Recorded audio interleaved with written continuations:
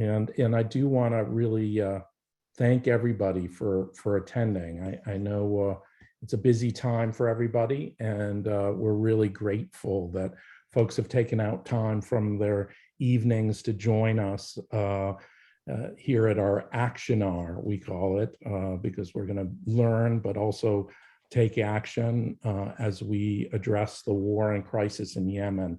I see a lot of familiar names and joining, and want to welcome all of you. We've got an incredible turnout tonight for an incredible group of guests. And again, introduce yourself in the chat, where you're from.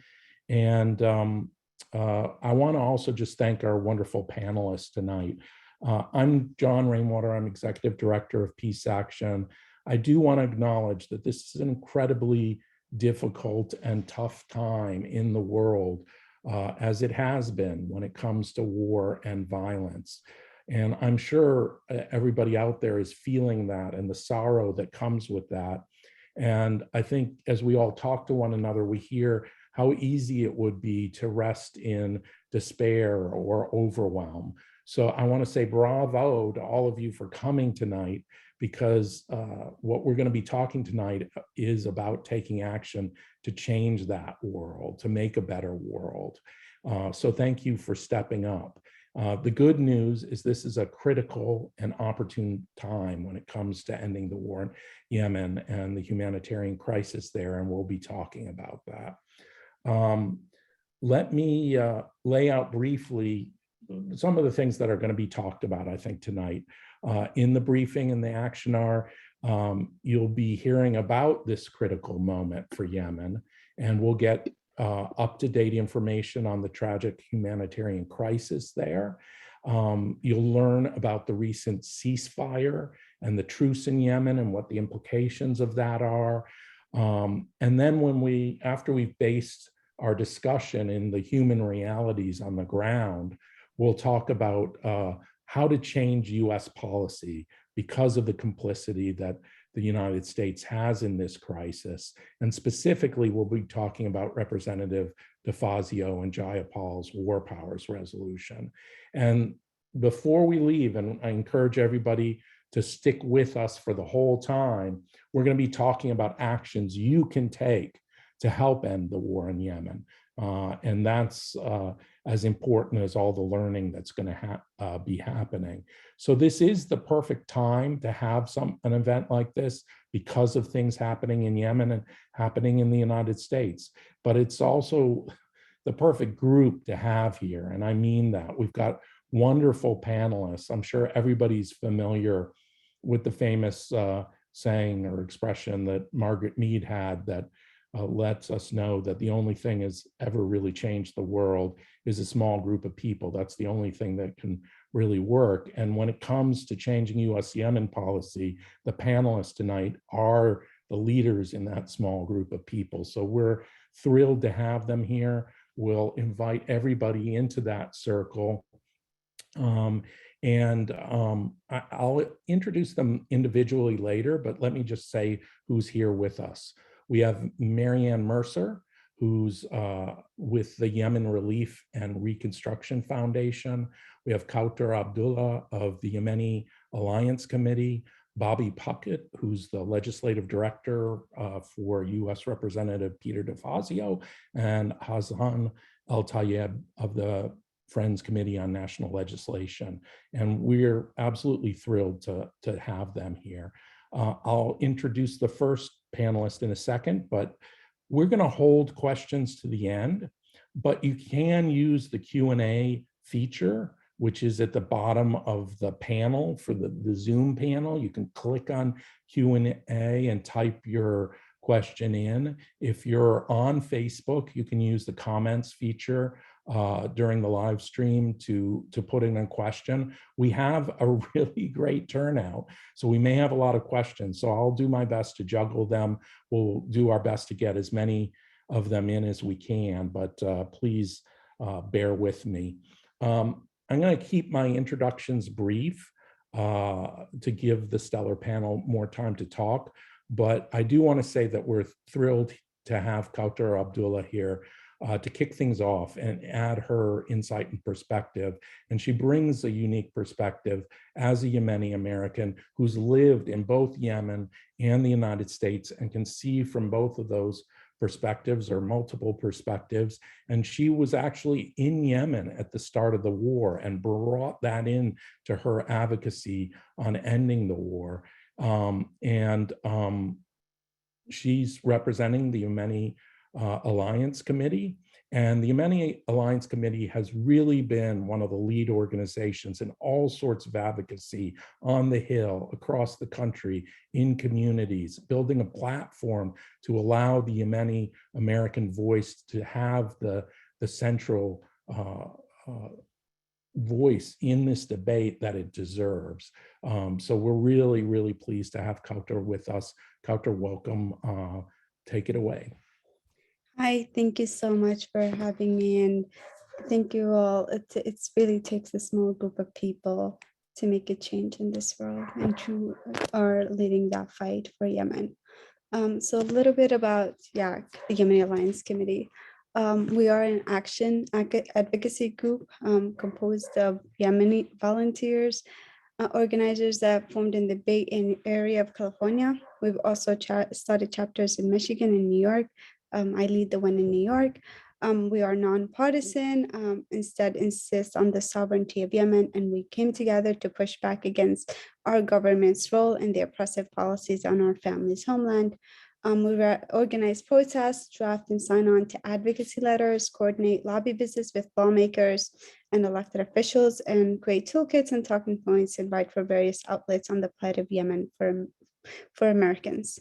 Because we know that warmongering is systematic, our goals have been to push policies that are for the peace and stability of Yemen and away from global militarism, imperialism, and away from waging endless wars. And so I want to start off by looking at modern US policies in the post-war on terror era. Since 9/11, America has militarized every aspect of its foreign policy. Long-standing tensions between values and interests have tilted abruptly in favor of an extreme counter-terror approach. For Yemen, the war on terror has meant routine drone strikes, which continue, detaining and the torture of Yemeni nationals at Gitmobi, which is still open, the Nasir's program, which is like the old Muslim registry that was rescinded in 2016 by Obama, and a systematic Islamophobia for Yemeni Americans and Muslim Americans here at home, which includes FBI harassment, racial profiling, and etc. So in the decades following September 11, war on terror was born and spending increased 50%. In comparison, spending on every other non-military programs, things like education, healthcare, public transit, and science grew by only 13.5% over the same time period. It's insane. And in 2018, the US defense spending was $732 billion, more than 10 countries combined. This is annually 16% of the federal budget that we taxpayers pay for. And in 2016, the biggest beneficiaries by country mile were Lockheed Martin, 36.2 billion, Boeing, over $24 billion, Raytheon, 12.8 billion, General Dynamics, 12.7 billion. And these are bomb makers that land on Yemeni homes, hospitals, weddings, funerals, buses, school buses, anything and everything resourceful inside of Yemen. So this helps us understand the part of the why. Why is the US helping Saudi Arabia and the United Arab Emirates against the poorest country in the Arab world who does not even have an air force? So what's happening in Yemen? At first glance, the conflict seems to be nothing more than a struggle for power between two warring groups in one country, or a civil war, or we hear that it's a sectarian war. And I want to make clear that like what's happening in Yemen inherently is not a sectarian war, although like tensions are beginning to grow, but that's not what it was at first, or is now, or like it's not a civil war. This is a regional power that is violating Yemen's political sovereignty and just violating anything and everything in Yemen. It's no longer internal. Over 50% of Yemenis, for those who like to say that it's sectarian, over 50% of Yemeni population is Sunni and over 30% are Zaydi. Zaydis and Sunnis for generations have intermarried, shared the same mosque without conflict. There is no 10-year period in Yemen's history since the night that Yemen has not witnessed violent conflicts and coups. So this is not because of sectarianism. In 2011, when the Arab Spring took the MENA by storm and the democratic wave entered Yemen fairly early, right after Tunisia and Egypt, Yemen, especially the youth and women, poured into the streets in a country that is highly armed, second to the US per capita. The protests were peaceful. This revolt was peaceful until about May of 2011, when the Islah Party joined the streets. The Islahis are the ones who are being funded by Saudi Arabia currently. They're an internal faction. Civil unrest in Yemen continued for the next 3 years, and in September of 2014, the Houthis staged a coup and marched onto the capital from Sada and took over Sana'a and put Hadi under house arrest. And then on the eve of March 26, 2015, over 7 years ago, Saudi Arabia, under the leadership of MBS, the Crown Prince of Saudi Arabia, who had only been in power for 2 months, launched airstrikes in Yemen, abruptly escalating internal tensions under the guise of restoring the legitimate government of Yemeni President Abdurrabbu Mansur Hadi.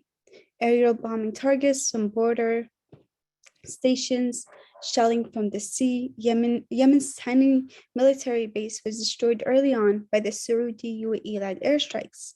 And since then, Saudi Arabia, the United Arab Emirates, and its coalition, which includes Arab countries of Kuwait, Bahrain, Sudan, Egypt, Morocco, Senegal, and Qatar, stepped out of the coalition in 2017 after its dispute with the UAE. And Jordan's role is undefined. They have been bombing Yemen since then. The coalition is backed and supported by the US, the UK, and other partners who have been providing the coalition with intelligence support, targeting assistance. There have also been Green Berets, US Special Forces at the Saudi-Yemeni border. The US used to refuel Saudi warplanes mid-air until 2018 after Khashoggi was murdered by the Saudi regime. So historically, Saudi Arabia has been Yemen for decades. There's a history of invasions, land grabbing, and currently it has a geopolitical interest in Yemen, wanting to control Bab el-Mandab Strait, which is the fourth most important trading route in the world, located between Somalia and Yemen, where over 5 million barrels of oil through it daily. It's the gateway to the Red Sea. And since then, since the Gulf is the only wealthy due to its oil production and oil is still essential, economic superpowers want to help the Gulf control these points, not just in Yemen, but also in different parts of the world. This is why what happens in Yemen is a focal point for the global economy. And the UAE has seized control of the islands of Si'un and Pirim since 2015 and has recently attempted to take legal ownership of it. So the island is still under their control. So essentially, the whys, the interests, and profits are the primary reasons why so many Western countries are supporting this brutal war. Another note about of Al Hudaydah, which is a very, very important city inside of Yemen, it's a port city. And since Yemen relies on imported foods and goods, over 70% of these things come through there. And the blockade has restricted the flow, which Marianne will go into in depth.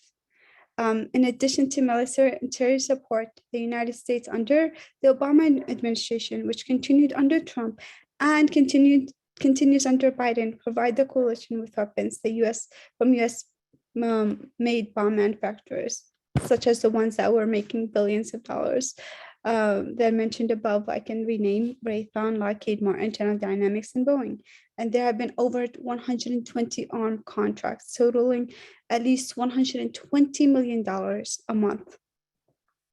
So this is why the military aspect of why the militarized foreign policy when it comes to Yemen, who's benefiting, why it's benefiting, just a general background on what's happening on the ground. And I think that the most brutal aspects of this is the blockade, which Marianne will go into in depth. But this blockade, it's a silent killer. It's destructive, and it's just it's downplayed a lot in the media, and its effects is long lasting, and it impacts every single Yemeni, regardless of where angle or which side one is. It's unfortunate because when I call my family back home, they're waiting for death patiently. If it's not from airstrikes, it's some like the economic sanctions with like the blockade. Resources are able to get to them, and when they do, it's after like they're at their last breath.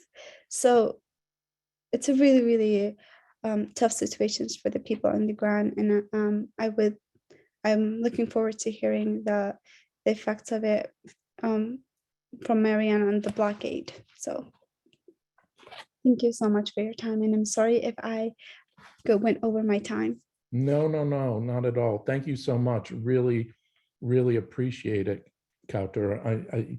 That was a perfect introduction, and Marianne will go into more depth about the blockade, and that sets it up perfectly. I'll just say that Marianne Mercer brings her life experience and her expertise in public health to these issues, and as a global health activist. She's an author on social justice, maternal and child health. I just discovered just recently that she has a book coming out on some of these issues related to her time in Nepal. And tonight she's representing the Yemen Relief and Reconstruction Foundation, where she's a member of the board. And that organization has been critical. They do direct relief, but they also equally critically do some amazing analysis and public education on Yemen. So we're thrilled to have Marianne with us, and thank you for joining us, Marianne. Take it away. Thank you so much. Really appreciate the introduction, John. And as I said, I'm on the board of the Yemen Relief and Reconstruction Foundation, and we do advocacy as well as relief. Looking forward to the time when we can also do reconstruction after peace. That will be part of our role. I'm going to share my slides now.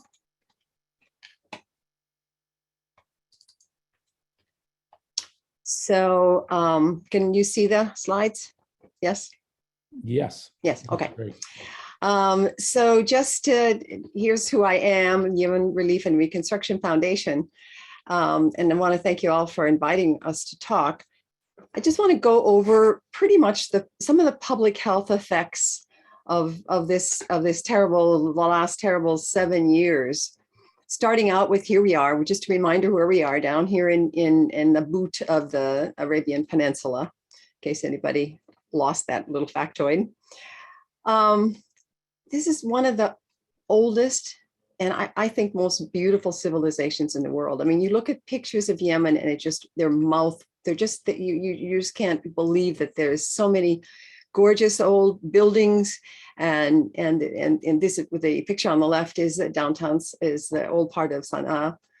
It's an amazing place, and I think we lose track of that because of the damage and the destruction that's being done to this country by the war. So just the two factors of the war. The first, of course, is the air raids. And this is a chart that shows, beginning in about 5 years ago, it's kind of the trajectory of both the air raids, which is the gray line, and also the civilian casualties, which is as a result of this kind of warfare. So it's interesting because it shows some of the effects of some of the international events like the Human Rights Council, which back in September of 17 or November of 2017, launched monitoring of the human rights possible war crimes. And you can see the trajectory of both the air raids and some of the civilian casualties kind of went down for a while. They went down more after Jamal Khashoggi was murdered, and continued the airstrikes, kind of going up again.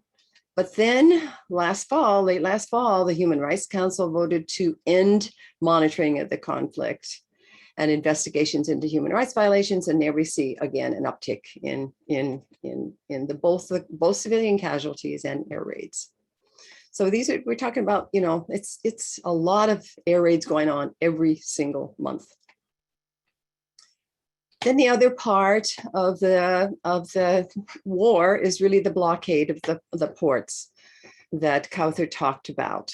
This is a chart that just shows, starting in 2016, which is, the war's been going on now for more than a year at that point, the number of containers, not container ships, these are actual containers that are discharged allowed through the Hodeidah port.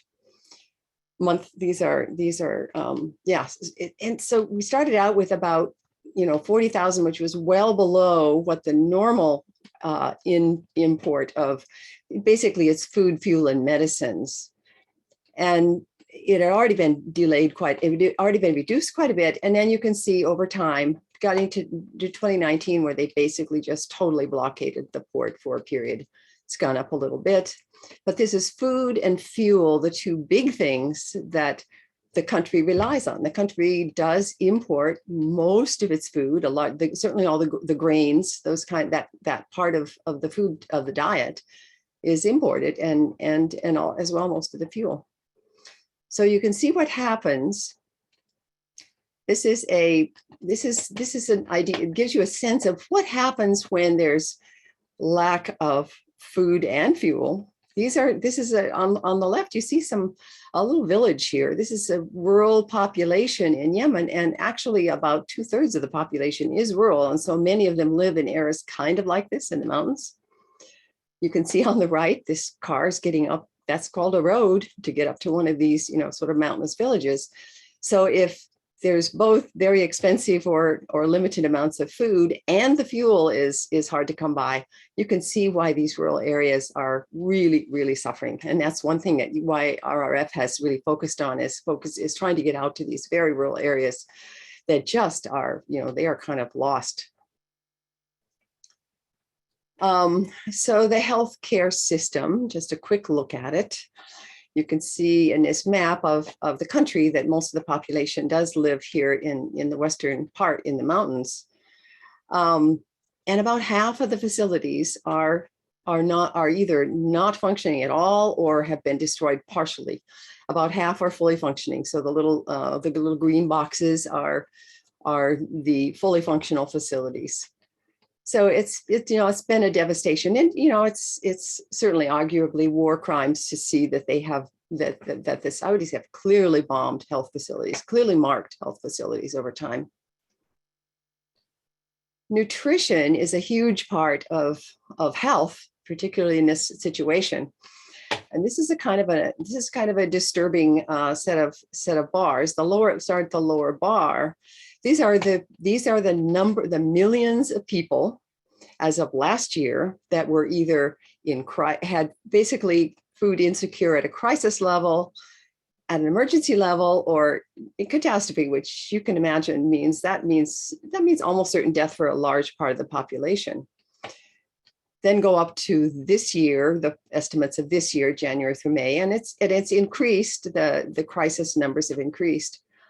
But unless things change, it's looking really catastrophic for the latter part of this year. I mean, look at the black, that represents 1 million, 2 million people that are at really serious risk of death from starvation. So that's one of the reasons, that's one of the urgencies of getting this peace going.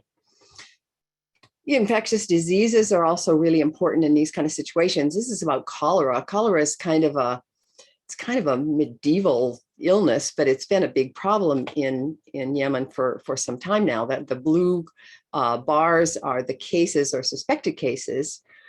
And the red bars, the red line is the case fatality. Case fatality meaning if someone has a case, what are the chances that they will die? And if you see the latter part, the last couple of years, these are the last 4 years, these are 2020 and 2021, case fatality has gone up. And my guess is that has to do with this destruction of health facilities. If you can't get to a healthcare facility, it's medically treatable, but it has a high fatality rate if untreated. And so unfortunately, too many cases are not getting appropriate treatment. So the overall impact of this blockade and the war on the population is, the numbers are kind of astounding. You just think, look, population of 31 million, great majority of them have some very important needs that are not being met. Half of them, over half, are food insecure. They're not sure if they're going to have enough food for the next day, week, or month. 4 million are displaced, and this is also another huge problem. Internally displaced persons who have had to leave their homes because of the fighting. And that's a terrible disruption in itself. They may live with other family members, or they may be in there. Many are in camps that are trying to make a life until peace comes. Another 500,000 don't have access to safe water and sanitation. That leads to the cholera problem. And then the economy overall, which has dropped, immensely since the beginning of the war. So a pretty disastrous public health and general situation for the population overall. I think it's really important to remember the impact on children. I mean, these kids that are growing up, you've got 7-year-olds now who have never known peace, who have lived under constant fear of they might be in one of the places that gets bombed. They don't know. They've seen it happening. They know what happens. So there's, some have been killed or injured, but most are in need of some kind of humanitarian assistance. Then there's a lot of children among these internally displaced, they end up essentially homeless, many of them at least. And then what I think is among even the most worrisome at all is the number of children, 400,000 right now, they're estimated, who suffer severe acute malnutrition. And that's a huge problem because in younger children, if acute malnutrition, this severe level goes on long enough, it really can't be reversed. So we're not just shortening their lives. We're destroying their futures by allowing this disaster to go on for any longer. Just a note about the U.S. role. Kathu, you gave an excellent summary of a lot of the political and historical context of this whole thing. This is just always found this an interesting chart.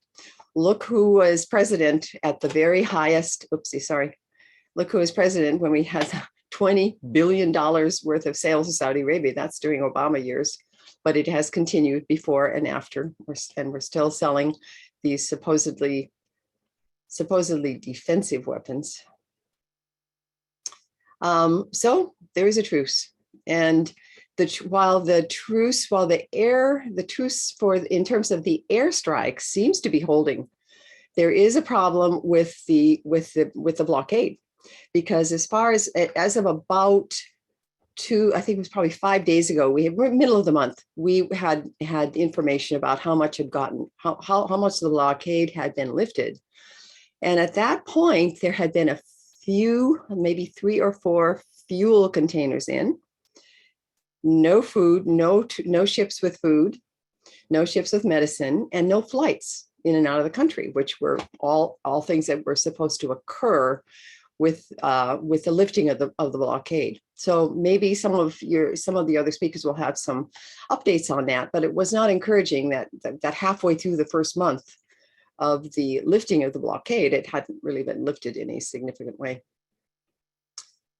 So we need to work. And one of the possibilities for trying to promote peace in the area is the War Powers Resolution, which we will hear more about from our speakers. And just want to thank you all, everyone's here, for all the things you do and everything that you can do to help this help bring peace, a real lasting peace to this country. Thank you. Thanks, Marianne. And with both Kautar and Marianne, you know, that really provides a basis for further discussion politically by talking about the realities on the ground for the Yemeni people. And I just sat here thinking, I would hope that every member of Congress had that kind of depth of knowledge and really was thinking about it as they make decisions on this issue. So thank you so much for that. It's absolutely critical. And now that we have that grounding, we're going to dig in deeper in terms of the US politics and what's happening in DC and Capitol Hill, and specifically about the introduction of a critical war powers legislation. In doing that, we're going to hear from the proverbial horse's mouth in the person of Bobby Puckett, the legislative director of one of the authors of the War Powers Resolution, Peter DeFazio of Oregon. And Bobby, if I might, you know, this might be our chance before the end of the session. I want to ask you to relay our thanks to your boss, Representative DeFazio, for being really one of the greatest pro-peace leaders, anti-war leaders in Congress over the last couple decades. I don't know if everybody knows, but sadly, Representative DeFazio is retiring, which is his right, you know, after all that hard work. But his leadership goes back to the Iraq War and opposing the Iraq War. He's always stood up for congressional war powers, you know, in a number of countries, most recently on Ukraine. So Bobby, please relay that to your boss. And I know that you have been helping lead side by side with him on these issues for the last few years, several years. So thank you as well. We're thrilled to have you here. And please share with us what's going on and how we can help. Hey, thank you, John, and to Peace Action for putting us on, and appreciate the intro, and also to Qatar and Marianne for your introduction. That set it up really nicely, I think, and I learned some stuff too. So thank you, and I will certainly pass the message along to Mr. DeFazio. It is a shame that he's retiring from my own perspective, but also I think for these issues. And hopefully we'll have some new champions take this up, you know, these issues up in the future. But he's determined to get this done while he's still in Congress. We still have several months, and so we're working on that. He's wanting to go out with a bang. But anyway, so as John and others mentioned, Representatives Jayapal and DeFazio announced back in February that they intend to introduce a Yemen War Powers Resolution, building off of what we've done in previous Congresses with other members as well. And we had a more recent, commemoration, I guess you could call it, of the war in Yemen, 7 years, and now we've entered the 8th year of U.S. involvement, unauthorized involvement in this war. We did that announcement, Jayapal, DeFazio, Representative Khanna, and Senator Sanders as well, in mentioning the need for a war powers resolution. So we're on the right track. We've drafted a war powers resolution with text based off of an amendment from the National Defense Authorization Act, which is the yearly defense bill that passes every year Congress. But we base it off of a text that passed the House with 219 votes. I'm happy to put a link later on the vote for that, so you can see if your member of Congress actually voted for this amendment, because in your outreach, you can say, and this is what we've been doing on our side as well, that the current text of the war powers resolution mirrors that text. It's almost verbatim of what has already passed the House a few months ago. And we had the majority of the Democratic caucus, as well as 11 Republicans join. So that is the background for the text that we've been working on. We're currently working to get some more moderate Democrats on. The current co-leads that we've secured so far, along with Representatives DeFazio and Jayapal, are Representative Mace of South Carolina, who's a Republican, as well as Chair of the Intel Committee in the House, Adam Schiff. So we're really excited to have Adam Schiff on, given his leadership on the intelligence side. And there's some intelligence sharing that's touched on in this resolution. And he's been a leader on this issue. And we are working now to get more so-called, moderate Dems, or I guess self-described national security Dems, folks who tend to not necessarily be in the CPC, the Congressional Progressive Caucus, but who have led on this issue. And we're doing outreach to them, and we're waiting to consolidate a few more moderate Dems Democrats before we do an introduction, so that we can ensure a strong introduction and ensure that it can get so that it's strong enough to get a vote in Congress.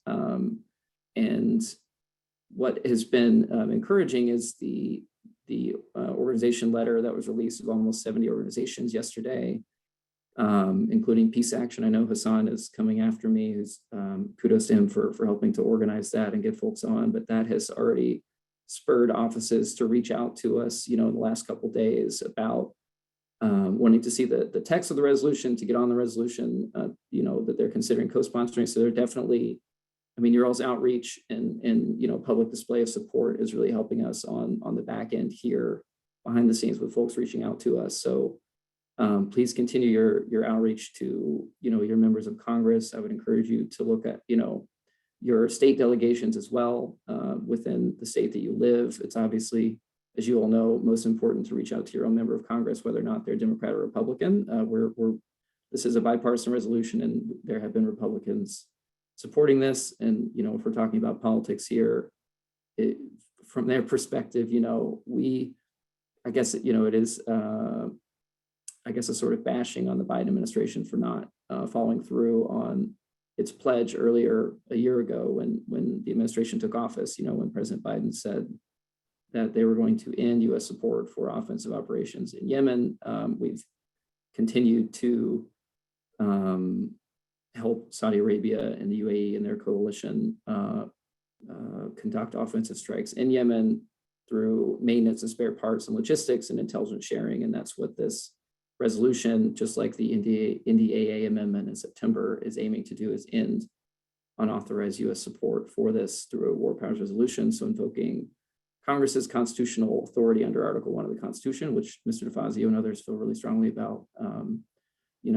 If U.S. involvement is so needed in this conflict, then why not go to Congress and get follow the Constitution and get confirmation or authorization? And obviously the administrations, whether it's been the Obama administration or the Trump administration, now the Biden administration, are not interested in doing that. So this is where we come in to force that. And I guess, the other thing I wanted to say in terms of outreach, and you all know this, the activist side better than me, but, looking at members of Congress who are members of the Foreign Affairs Committee or the Armed Services Committees in the House is really helpful as well as Republicans and certain Republicans aligned with Mr. DeFazio and others on their view of the Constitution and constitutional war powers. And we align with folks that maybe we wouldn't always align with on other issues. And we can't forget those folks too, because they will help us get the needed votes to pass the House.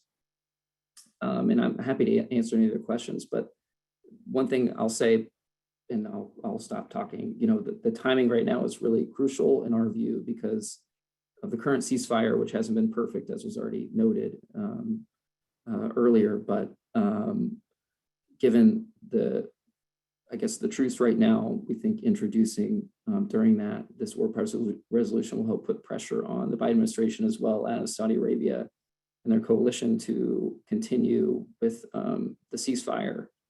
And we're hoping to, add that pressure. The other items, there's increasing skepticism of Saudi Arabia, we feel, among members of Congress, given the Ukraine issue and their votes in the United Nations, et cetera, among several issues which were already noted. And there was a letter by Chairman McGovern and Representative Connolly that folks may have seen recently about questioning, the current U.S. relationship with Saudi Arabia that Mr. DeFazio signed, as well as others. And we think that is really important given the timing. So we think timing is perfect here to push this. So your activism is crucial. Members of Congress, their offices continue to reach out to us whenever they hear from you all. So it really does help. I don't know if it feels like it all the time, but it really does. And we see it sort of in the behind the scenes on the back end. And I think we're really readying up for a big push here. So thank you all for what you do, and happy to answer questions later. Keep up the good work. Thanks, Bobby. That was incredibly helpful as background, but also as inspiration and reminder that what we do is really important. Before I introduce Hassan, just a reminder that you can start to ask questions at the bottom of the Zoom panel. It says Q&A, and if you just click on that, you can type in your questions. And with that as background, we have another perfect person to add his insights and tell us about how we can take action. We want all participants, if they're able, to really take action on this issue. And a lot of you know Hassan El Tayeb, of legislative director for the Middle East for FCNL, because he was with Chicago Area Peace Action. So he has a lot of friends and fans on this webinar. But since then, he's gone on to be just a critical player on this issue, whether it's creating legislative advocacy strategy or helping to foster really smart, targeted grassroots mobilization, or being one of the key media spokespeople on the politics of the Yemen war in the United States. So Hassan, we're really grateful that you're here and appreciate all your work. And tell us what we can do and your other thoughts on this. Well, John, thank you so much for having me back. It's always fun to be hanging out with the Peace Action Network. I got my start with Chicago Area Peace Action, learned a ton from National, and got to make amazing friends all over the country. So really appreciate what you all do and bringing us together here to talk about Yemen and what we can do to end this crisis. There's a lot of bad things happening in the world right now. I don't know if folks have been watching the news at all, but it seems like all we got is doom and gloom. But what's not getting through the news is that we have a chance to end a war here together. We really do. We are at the precipice of something, granted, massive humanitarian suffering. It's something that is just a horror. It's an absolute horror. But there are some really positive trends. Like, there have been no airstrikes by Saudi Arabia into Yemen since the start of this month. There have been no cross-border Houthi drone attacks. We have seen a slight easing of the blockade, not what we want, as Mary Ann laid out in such clear detail. But we have those three fuel ships that got in. The truce agreement was to allow 18 fuel ships to get in, open up Sana'a Airport. There is a report that we're going to see potentially Sana'a Airport open up for some commercial flights in the next couple days here, possibly even April 24. So I think that's also promising news that we might actually see an opening of that airport. And the closure of that airport has just been so difficult. It's prevented Mercy flights from being able to let people with critical medical conditions leave the country, and that coupled with the blockade of the fuel through Hodeidah and Salif ports has doubled the prices of critical medicines. So really need to see that open. Obviously welcome news that the warring parties have agreed to this 2-month truce to halt all these military operations. There have been skirmishes in Marib, so it's not like there's not fighting happening, but with stopping these airstrikes is really critical. But that's why I think our advocacy piece is so important right now, to support the Rep. Jayapal, Rep. DeFazio War Powers resolution. My heart aches to know that such a fierce champion for peace and war powers is going to be leaving Congress, and Rep. DeFazio, but maybe, just maybe, we can get Bobby Puckett to maybe run for office. And I'm not sure what that landscape looks like, but we need more champions like that in office, and it's been so great to work with that team. So here's the gist: that we've got introduction on the horizon. We just released a 68 org letter, 68 national orgs, including Peace Action, FCNL. But we also got some folks on the Republican side, of the aisle: Concerned Vets for America, Defense Priorities, Move On, Indivisible got on. We had Jewish groups, Muslim groups, Christian groups. And so this is a huge coalition, and I hope that people have gotten a chance to see that letter. I think that this is a great thing to actually hand to your member of Congress. Say, hey, we support this large national coalition who's calling for this Yemen WPR. Bobby did a good job of laying out sort of the political landscape. I would just lift up that Adam Smith and Gregory Meeks, they are the chairman of the House Armed Services Committee and the House Foreign Affairs Committee, are two critically important people. I would also lift up Rules Committee Chairman McGovern from Massachusetts, another critical leader that we're trying to get on. Now that we have Rep. Adam Schiff, we are cooking with gas, or maybe because we want to stop climate change too, maybe we should be cooking with solar panels and some renewable energy sources. So with that, I would love to get into people's questions so we can kind of make this more action oriented. And I'll just leave you with, the fact that Congress, must reassert its Article 1 war powers, terminate U.S. involvement for Saudi Arabia's war and blockade, and by doing so, do everything it can to support this Yemen truce. And if we are able to make clear to the Saudis that we're not going to support any resumption of hostilities, I truly believe that we can get the Saudis to stay at the negotiating table, and this 8-person presidential council, essentially the dudes with guns, as Quathar mentioned, formed this presidential council, get them to stay with negotiations and get off the battlefield, because that's exactly what Yemen needs. And we urge all members of Congress to say no to Saudi Arabia's war of aggression by fully ending all U.S. support for a conflict that has caused incredible bloodshed, human suffering, and that's why we need to get this WPR over the finish line. Great. Thank you so much. That really lays out some of the things that folks here can do. And we really, as we have a discussion now with question and answer, definitely will be deepening knowledge, but we also want to focus on what can be done. So we'll have some discussion about that. Thanks so much, Hassan. I see there's some discussion of the first question, but I'm just going to go through some of the questions, some of them maybe for specific people. So panelists, speak up if you want to grab the mic on them.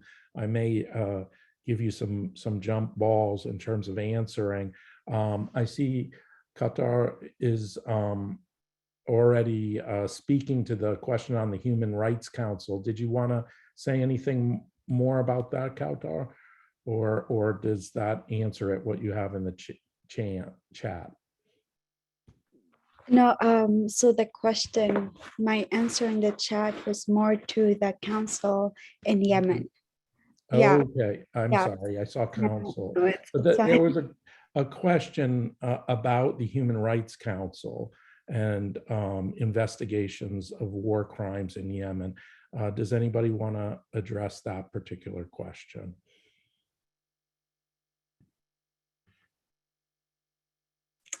I guess I'll take the question. Thank you. So there's extensive reports on like the human rights violations that's been committed by the Saudi UAE regimes. There's organizations, Yemeni-led organizations that are documenting on the ground violations by each faction. The reports are there, the numbers are there. Now it's about accountability. I don't think anyone can deny any like faction to the conflict, not the conflict. It's not conflict, to this aggression in Yemen. Can't deny the atrocities that have been committed. It's who's going to hold them accountable, and what happens when one of the people who should be held accountable is also the judge. So it's really a slippery slope here, and oftentimes people walk free without being held accountable, and justice is lost in the vacuum of war. So Thank you. We'll move on to some of the other questions. I'll jump around a little bit. Again, we already have lots of questions. We'll get to as many as we can. I want to burn out our panelists who are working so hard on this, but you can ask a question in the Q&A panel at the bottom of the Zoom screen or in the comments on Facebook. We have a question from Deb about climate change. And what are the more obvious complicating factors due to climate change in the midst of this aggression and human rights crisis? Who would like to take that question? See, Marianne took her thing off mute, but maybe she can go first and I can follow up. Marianne? Yeah, no, I was actually for the previous question, but yeah, I think that one of the concerns right now in Yemen that it does relate to the climate crisis is just water. I mean, the water table and it's been a struggle to get enough water in some places already, and it seems like that's going to get worse. And I can't say that that's specifically related to the war, but it certainly is going to affect these 30 million people in Yemen. Yeah. Hassan? You know, this is really one of those issues that is a perfect distillation of why we are in this struggle together. We have a incredibly, volatile climate crisis and catastrophe headed our way. It's bad, getting worse because of our addiction to fossil fuels. And we also, at the same time, the Biden administration is, sanctioning Russian oil, and then as a result, going to other petrostates like the Kingdom of Saudi Arabia, the United Arab Emirates, and elsewhere, going hat in hand, trying to get them to produce more fossil fuels. And, we are doing, on top of this Yemen War Powers letter effort, I'm working with some climate folks, including Sunrise and others, to say to Biden, look at Saudi's human rights record. Look at what they did to Jamal Khashoggi.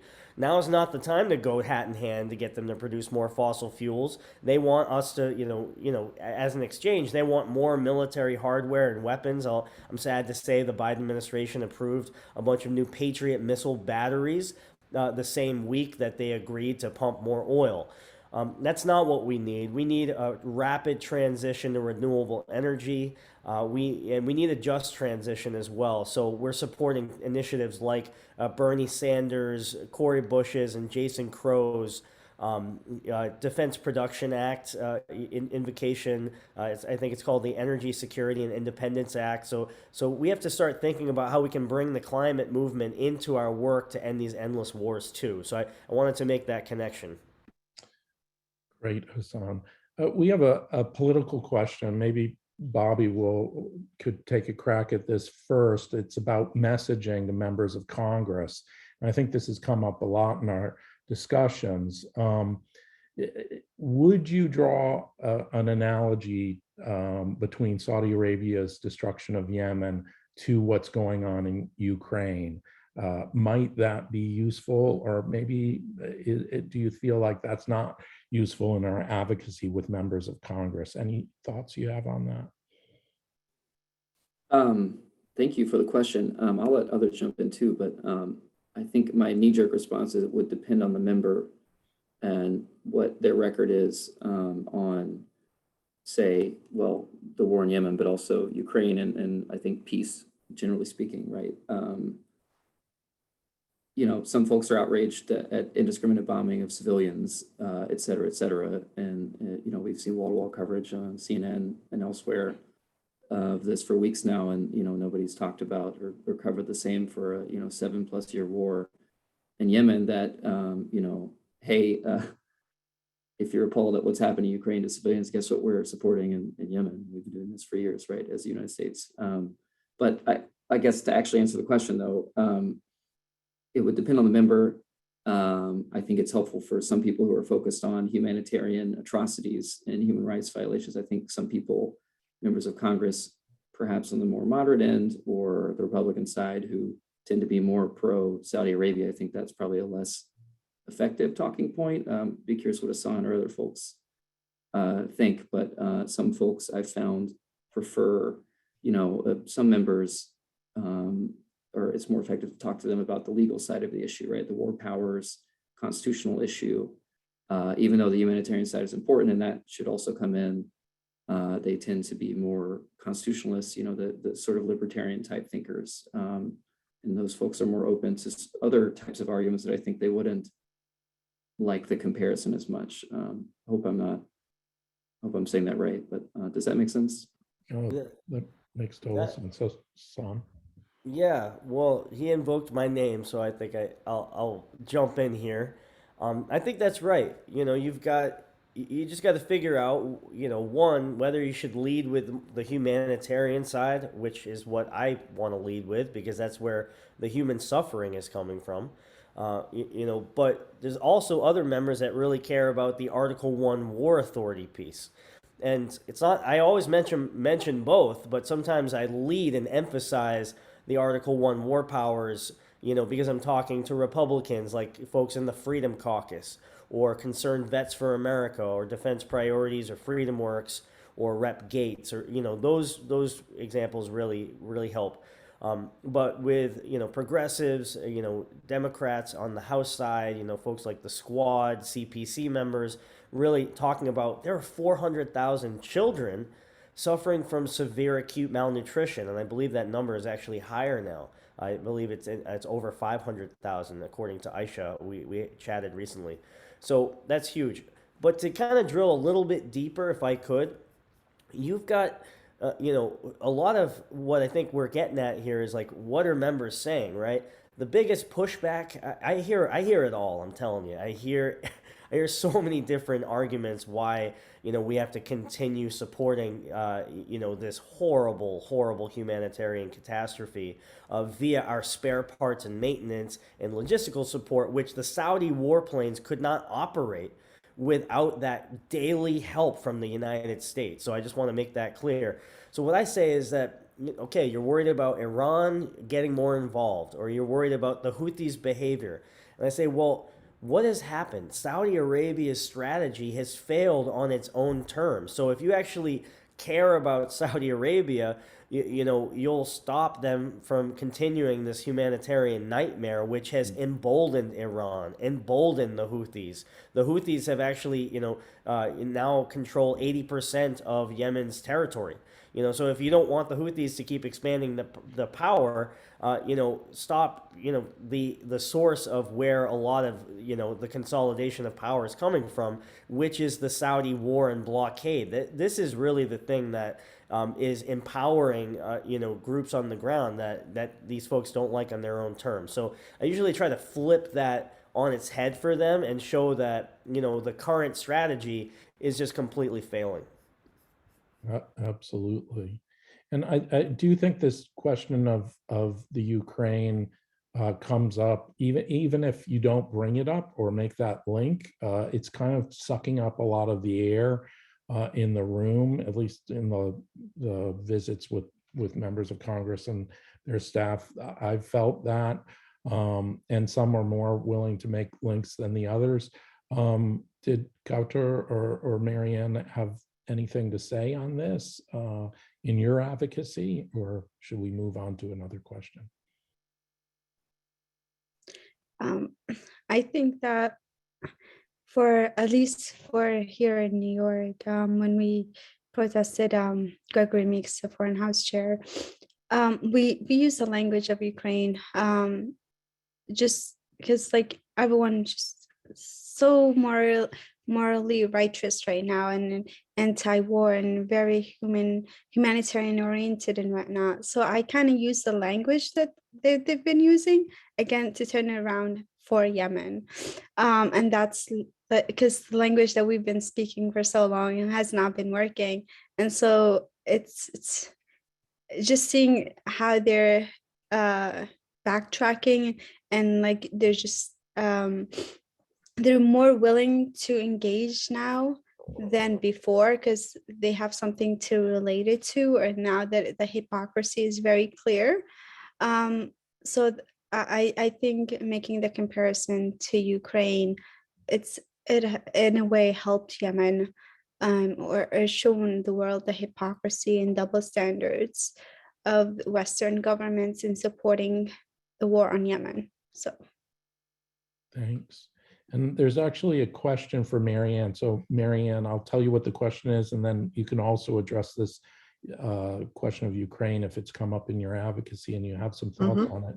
But the specific question for you is about public health and it's about coalition building, and it's about public health groups. And Bob Naiman mentions that he didn't see a lot of public health groups on the letter. Do you have any thoughts on how those organizations or sort of ones right close to them in that public health space might be invited in? Is that something you've thought about or think is a good idea or not so good idea? Any thoughts on that, as well as if you want to address the other question? Yeah, it's a great question. And, I find it astounding that there aren't more public health groups that are interested in trying to basically stop war in general. I mean, this is not a minor public health issue in the world. I do work with a group here at the university. I'm at the University of Washington in Seattle, and we have done a fair amount of rabble rousing with the American Public Health Association, doing sessions on anti-war. We passed about 2 or 3 years ago, a resolution, an organizational resolution opposing our participation in the war in Yemen, and a fairly strong statement about that. But I have to say, it is even other what I would consider obvious public health problems like, I don't know, COVID. I mean, that there is a certain, among a certain public health community, there is a narrowness to what they are willing to take on, and war is one of those issues, I'm afraid. But we're working pretty hard here at University of Washington to get the word out. And I know some other universities are also, the student groups are the people that are going to do something. It's probably won't be us oldies like faculty that have been sitting around too long. So yeah, I think it's a great question. I wish I could be more positive about the public health response, because it's just so obvious. I mean, there's one thing that people are, it's one thing when people have a problem with, a fairly minor health problem, but a lot of people have it, and okay, let's try to figure out what to do about it. But war, I mean, the numbers of people, the refugees that result from wars in the world, it's just astounding. So sorry, I can't be more positive. No, I mean, it's good that we're thinking this through. Appreciate that. There's a question that Kautar can answer about Saudi Arabia and other Gulf states distancing themselves from the unipolar Anglo-American empire and strengthening ties with China. Were the war to end, what are the panelists' thoughts on Yemen working with China's Belt and Road Initiative to rebuild the country? Thoughts about I'm that? sorry, I pressed that by accident. Okay, no problem. If someone else wants to take on that question, Does anybody want to take on that question? If I could, Sure. it's just, for me, I'm like, let's get one ship in, and then let's get another fuel ship in. Let's get one flight to leave. Let's have another week without any Saudi bombings. That's where I'm at with this conversation. It's hard for me to project too far into the future. Great. That makes sense. Speaking of projecting into the future, maybe a little bit more easily, we had a couple questions about War Powers Resolution action in the Senate. I know there's some thinking on that. Bobby or anyone else want to take that? I can start, and other folks can chime in. We've been in touch with Senator Sanders' office. He was the Senate lead in the last Congress when, the resolution passed both houses of Congress and then was vetoed by Trump, and the Senate failed to override the veto. But we were very encouraged when Senator Sanders joined us in the announcement on the 7th anniversary of the war and U.S. involvement in the war, unauthorized involvement in the war. That announcement mentioned support for war powers resolution. So we are currently in talks about timing. That's the other aspect of this that I guess I didn't touch on, is we're trying to get our ducks in a row for the House side, but also the Senate side. And we are writing the resolution in a way to force a vote. Essentially, if it does pass the House, it would get a vote in the Senate instead of being, parried away like the Senate does for almost every bill that we send over there. But we're using some language there. So we're in talks about that to see what the support is. And I know we've been in touch with Mr. Sanders' staff, and they're interested. And they're just evaluating their side, which I will say I'm not an expert on. The Senate's a different place entirely. So Hassan might have talked to some folks, or other folks here can chime in on that. But that's what I've got for the Senate right now. It's in the works. I would just say that let's look at what happened last year. We got Senator Rand Paul, Mike Lee, and Bernie Sanders to lead a resolution of disapproval to block weapon sales to Saudi Arabia. We got a majority of Democrats, didn't get a majority to pass it through the Senate, but that is a key list right there. It was, I think, almost 30 Democrats that got on board. So, if you have one of those members that supported that, reach out. If if Rand Paul, Mike Lee, Bernie Sanders, that is kind of where I see the orbit of members I see leading something like this. Possibly also Gillibrand and Warren. I think, those probably would be our champions. If Murphy is your member of Congress, I think he's definitely, a high target, high priority to get on as well. Thanks. And I just wanted to lift up that, Peace Action has a great action alert and a tool that folks can use to email their members of Congress. I think it'd be a fantastic thing for people to do. If they could do one thing when they get home, or actually you're already home, so, or maybe at the office or something, I don't know. But now that you're already at home, you got no excuse. You can just do this action alert and let your rep know that you want to support this. Yep. And we have a link right there in the chat with the action alert. If people want to follow that, do it right now. You could. We've got some other great questions. I mean, the U.S. relationship to Saudi Arabia came up earlier, and obviously there are a bunch of things going on right now.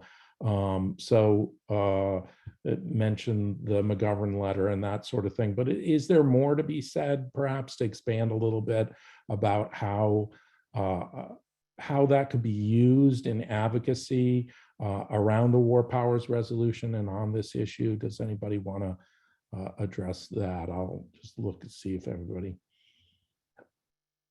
of the panelists. I'd love to offer it up to anybody, but John, specifically, what's the question? Well, it just says ... on U.S. relation to Saudi Arabia. So. Okay. ... Well, that's actually a really appropriate way to start it off. I think it's completely appropriate. And, the U.S.-Saudi alliance, I don't even want to call it an alliance, partnership, toxic relationship, is broken. It's fundamentally broken. It's not serving U.S. interests. I'd argue it's not even serving Saudi interests. Right now we are supplying weapons to, basically fuel a massive humanitarian crisis. The U.S.-Saudi partnership started in 1945. King Abdulaziz met FDR on the Suez Canal, an aircraft carrier, shook hands, solidified this partnership, U.S. security assistance in exchange for oil. And unfortunately, it has, brought us to this moment in time where we have, a leader of Saudi Arabia, Crown Prince Mohammed bin Salman, who has, no respect for human life in Yemen. Doesn't really have respect for Biden. You can see the reports coming in, every day. I've just been reading about his relationship with Jared Kushner and that whole dynamic. So it's a really toxic situation, and we have so much more leverage than when our lawmakers wanna let on. Literally, like I was saying this earlier, but the spare parts and maintenance, every time an F-15 lands, they depend on U.S. made, these spare parts. Tires need to be replaced almost every second or third landing. So we could literally overnight shut down the entire Saudi Air Force if we wanted to. That's an immense amount of leverage that we have. And so the idea that, we have to go hat in hand, like, begging for them to produce more fossil fuels, it's just crazy to me. It's just absolutely crazy making, where, we should be losing this leverage to end the blockade immediately. Not 3 fuel ships, continuous fuel ships. That's what we need. Great. If that works for that, there's a different kind of a question from George about how we can be assistance to women and children now in Yemen. Are there things that we can do right now that would be of assistance directly? Marianne, do you want to? I see you leaning forward. Yeah, it's there are a lot of organizations that are trying to work there. It's been very difficult to work in Yemen because of the just getting around, and there are a lot of just bureaucratic barriers to getting permission to work. But there are a lot of groups. If you know of a group that's working there, I would certainly encourage you to donate to the Yemen Relief and Reconstruction Foundation. We have a very, very strong in-country team. But then we have been getting into these remote, hard to reach areas. But Save the Children has done so much with the clinics. I don't know the status of other NGOs and what they're doing now, but they're always in need of donations. Because actually, food can be available in country, but people don't have the money to buy it. So some of the humanitarian organizations are simply, what we're doing is getting food in the market and trucking it out to these very remote areas where they couldn't get it there because of the lack of fuel or expensive fuels, and they don't have the food there to begin with. So yeah, as far as the UN organizations have just been kind of all over the place as far as really, really seriously supporting what was going on. I'm sure you've seen over the last months, USAID pulling back aid, putting aid in. The Saudis are supposed to be providing humanitarian aid to the country, and the whole scene is complicated. And I do think a lot of the NGOs, including some NGOs in Yemen, Yemeni NGOs are really doing a lot. Never enough. Great. That's very helpful. We have to do several things at once while we bring the war to the end. Also, try to get as much aid as possible there. There are a couple questions about. Oh, did somebody want to add to that? I just wanted to, if I could, second what Marianne just said. Please donate to the Yemen Relief and Reconstruction Foundation. I have a band, and we had my bass player's daughter do a Lemonade for Yemen aid stand. We raised about $80. It was a drop in the bucket, but it helped. Every little bit helps. I know that Code Pink is doing this massive fundraiser. I think they raised over $20,000, so they put our little lemonade stand to shame. But excuse me, I think every little bit helps for sure. John, I saw a really important question in the chat from Donald Smith. I was going to go. I answered that one. Yeah, and feel free if please others do. want. So he asks, Rep. Adam Smith, who is one of those key people that I mentioned, and then that Bobby also mentioned that we need to basically move this whole initiative forward, made the argument that since all the U.S. is doing right now is providing spare parts, maintenance. A war powers resolution is inappropriate since we don't actually have troops in Yemen doing the fighting and shooting. How to push back in that argument? I think that's such an important question. Most people you're not going to get to that level of detail, but there are some that are saying this. Now, this is a real easy answer. One, Chairman Adam Smith, you voted for this same exact language on the September National Defense Authorization Act. It invoked the War Powers Resolution to cut off spare parts and maintenance. So don't listen to me. Listen to you. That's number one. These And he co-led contracts. it too. Go ahead, Sorry. please. He also Bobby. co-led that. He co-led that amendment too. He didn't just vote for it. Mhm. Yes, exactly. He was a co-lead, and he has been a co-lead for the past 3 years in a row, 2020, 2021, and 2022. So that is definitely something you can kind of push back on and just say, Congress is the boss of Article 1 war powers and the war powers resolution. They get to interpret their own laws. And right now, Jayapal and DeFazio are rightfully so interpreting it very in an expansive way, where they say they're using this to terminate these ongoing the support for the Saudi warplanes, and they're well within their right to do that. It becomes a political question. Can we get a majority to actually get this over the finish line? That's another question. But they are well within their right to pursue a war powers to do exactly what they're trying to do. I was at that that very same meeting that Don was talking about with Chairman Smith, and he was not. I mean, basically what he said was, yeah, we used to sell all these arms, and we used to do these things, but we stopped doing that. We stopped selling the offensive arms, and we stopped. He named 2 or 3 other things that we had supposedly stopped doing. Now it's not appropriate, and I was thinking how we need some really credible. Somebody with some really credible data to very publicly expose that rather inaccurate word, because he was not really, he was very clear about that. Yeah. If I could just, Marianne, that's another really important one. Like, we're not actually helping the Saudis do anything but defend themselves now. Yeah. But if you look at Anel Shaleem's report, and this is, talk about a credible source, she did a briefing on the U.S. war in Yemen under the Biden administration, and she showed that 20-1 airstrikes, 20 airstrikes and air raids for every one Houthi drone attack.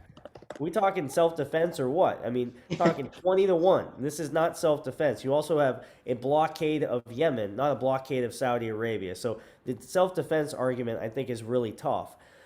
Also, the spare parts and maintenance, all these Saudi warplanes, they've increased hostilities. They've killed so many civilians since the start of this year. They killed 200. They wounded 200 and killed 90 in this detention facility, a migrant detention facility. People that were fleeing violence in Africa, in the north of Yemen. They knocked out internet to the whole country, and they also attacked Sana'a Airport, half a dozen times while Biden was in office. How can that be considered a defensive operation? You're literally supporting the blockade. So. Those a couple things. I'm sure you all handled that great. I'm sorry you had to deal with that, but anyway, if Quater has more, I saw her unmute. I was just gonna add how like a school bus full of children is that defensive, like killing over 40 children. It's just mind Googling how they can still play that defense card after all these years. And the US government just found a loophole to continue to trick the mass. That's what it is. And like another, like, yes, we talked about like the casualties and death and the humanitarian aspect. And I think the mental health that like aspect of this that is neglected or even talked about, like you have 7-year-olds, 8-year-olds who all their lives, this is what they even know. And this will impact future generations in a very, very, very bad way. Like I have a 9-year-old cousin who cannot sleep if he does not hear like gunshot or airstrikes or what, because that's all he has known all his life. And so, and this is just, you have 24 million people who this is their reality. And so they're on the ground is much worse than just, I know like you hear these numbers and you see like you hear about it and you see images on TV and whatnot, and it's all horrible, but the reality on the ground is much, much worse. And for those, I don't know if anyone here has been to Yemen recently and to see it on the ground, but it's unbearable. And I really urge everyone here to like continue, like you being here, you joining this panel at 8:50 p.m. At least that's where my timing. You being here and joining this panel, you're fighting for over 24 million people in Yemen who don't even know you, and you're fighting selflessly because you're not expecting anything in return. And so you guys are really the change makers, and I'm so grateful. So yeah, I'm sorry if I'm just going on No, at this point. no, not at all. And it is 8:50, and I want to respect the time of the panelists, but we have a fair amount more questions. If we could take maybe a couple more, can folks hang out for a little bit more? We still have a lot of people here. Let me ask one that a couple people have asked that's related to those realities on the ground. And that is the impact on the invasion of Ukraine and food security and an already difficult situation in terms of famine and hunger. Tell us more about that. Does Kautar or Marianne, would you like to address that? I could, but Sure. please go ahead. I'm sorry, I was just actually answering a chat question. Can you repeat the question? Well, it's just about the invasion of Russia, and I mean the invasion by Russia of Ukraine and the impact on food in Yemen. Yeah, Kauthar probably knows more than I do, but certainly wheat is one of the major grains that are imported into Yemen when they can import something. So yeah, I suppose it could have an effect. I worry more about the fact that everybody's, the Ukraine situation is really terrible, and I totally understand that, and I think people should donate help to those refugees, etc. But here we're in a different situation where the US is actually part of the, we're not fighting against the bad guys, we are the bad guys. And that's when I try to think of the similarities with Ukraine and Yemen, it's quite a different picture. Right. If I could just add on, the war in Ukraine, has exacerbated humanitarian conditions in Yemen that were already extremely desperate and making food even more scarce. Yemen imports 27% of its wheat from Ukraine and 8% from Russia. And the UN is reporting that we could see famine numbers increase 5-fold in the second half of 2022. We're losing a growing season right now in Ukraine. And it's going to have an impact not just on Yemen, but all over the world, all over the Middle East, all over Africa. And this is a horrible situation. And Yemen just can't take one more thing. I mean, it's already going through so much. And so we got to do our part here to end this blockade and give them a fighting chance for what's going to be a really hard year no matter what. And I know we're running out of time, but maybe on the blockade, there was a question about how exactly the U.S. is perhaps involved in or supporting that. Does anybody have specific way to unpack that and how we could articulate that in our advocacy? I want to give my call. I've been talking a lot, but I want to give my colleagues a chance to say it. I Does do have. anybody else want to take on that question about the blockade, Kautar? Yeah, sure. So the naval, um, the sea, land, and air blockade is backed at least by the U.S. Navy. Nothing enters the country without approval. It has to go through the UAE and whatnot. And so the question is, how does it? I'm sorry, I lost track, but like, Well, how is the U.S. involved in? it's yeah, the Navy. It's backed by the U.S. Navy. That's how, and it supports the war. It gives the green light to Saudi Arabia and the UAE to continue imposing this blockade on Yemen. That point is absolutely. Oh, were you going to say more? No, I was going to say, does that answer your question? Oh, I was just gonna add one thing because there's the Navy piece, but there's also the airstrikes of Sana Airport, and that's another piece of the blockade. And these U.S.-backed warplanes have attacked Sana Airport half a dozen times since Biden came into office. And that's, and what Kawthar was saying, which I think is absolutely right, is this support sends a message of impunity. Any weapon sale at this point, whether it's you categorize it as offensive or defensive, is a message of impunity as Saudi Arabia continues these horrors. Well, I'll just offer one. There was a little sort of sub question there, and was can some food and oil get through? And that is one bright spot, at least as part of the agreement, the ceasefire agreement, the truce is supposed to be a loosening of the blockade, but it's not a permanent end, and all of this is very tenuous. So we need to take action. Maybe with that, we'll call it an evening.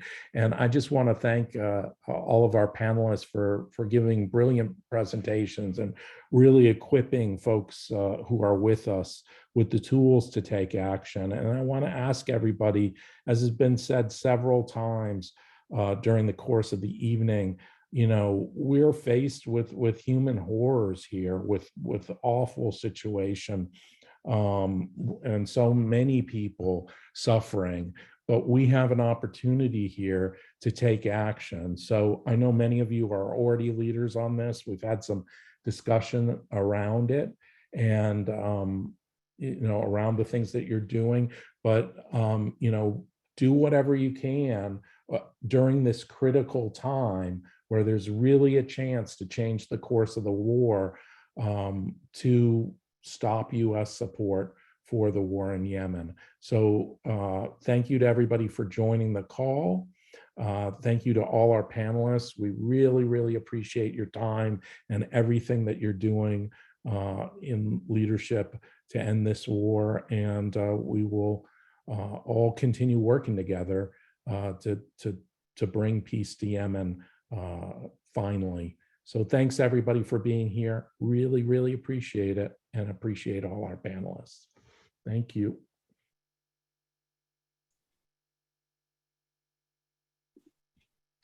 Take care. Thanks to you, John, and Peace Action. Thank you, everyone. Have a great night. Thanks all.